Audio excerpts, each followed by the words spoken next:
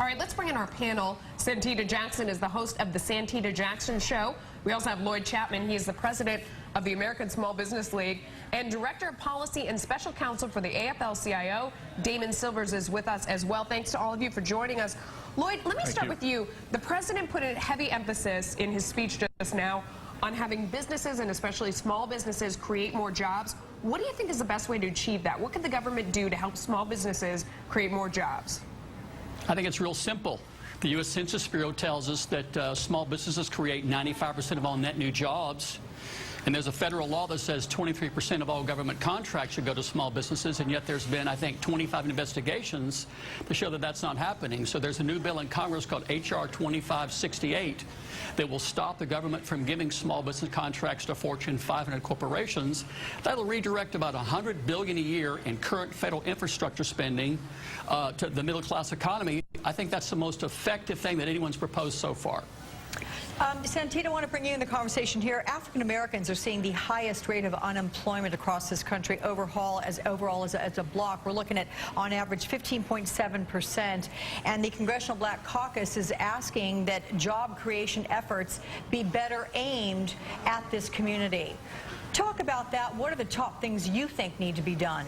Well, indeed, targeted problems, targeted issues like this. We have depression-level unemployment in the African-American community, so we do need targeted solutions.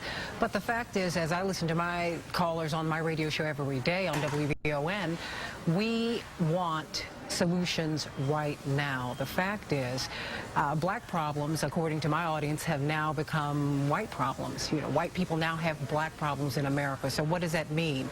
We're watching 1 million American children in the public school system who are homeless. We're watching 49 million Americans who are food insecure. So we have depression-like conditions in the African-American community, and we're seeing that spread across the country.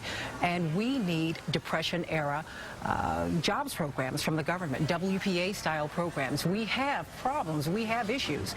We have work in America. We just need jobs now. We have a crumbling infrastructure. What are we going to do about that? We need jobs. Let's ask Damon about that. I mean, because Damon, the normal criticism of that is that those are programs that aren't sustainable over time, that that's a one-time fix. Do you think that direct hiring would be a good idea? Yes, the AFL-CIO has the American Labor Movement has a 5-point program that's designed to put millions of Americans back to work that the president of the AFL-CIO is bringing to the Jobs Summit this afternoon with President Obama. And those 5 points are, 1, that we desperately need extensions of unemployment benefits, health insurance, nutrition aid for the millions who are unemployed. 2, that we need to put people to work on that work that Sabrina was talking about. Something badly needs to be done in infrastructure. We need to start filling our $2.2 trillion infrastructure deficit. 3, we need aid to state and local governments so that our teachers, our emergency responders are not going to be laid off, that our school children are staying in school. We need that aid to state and local governments large scale. 3, we need direct job creation in those hard-hit communities and communities of color where we have depression-era conditions. And 4, we need, or I guess I'm on to 5, I'm miscounting. We need that aid to small business. And here we support a program proposed by Senator Warner of Virginia to get credit, to get lending from Wall Street to Main Street, to put TARP money to work directly lent to small and medium-sized businesses with the help of community banks so that small and medium-sized business can play its role as that job creation engine for our economy. That program is what we need immediately to deal with a $10 million job deficit. But longer term, we need a program for making America a country of good jobs again. And we have a profound structural problem here that needs to be fixed long term.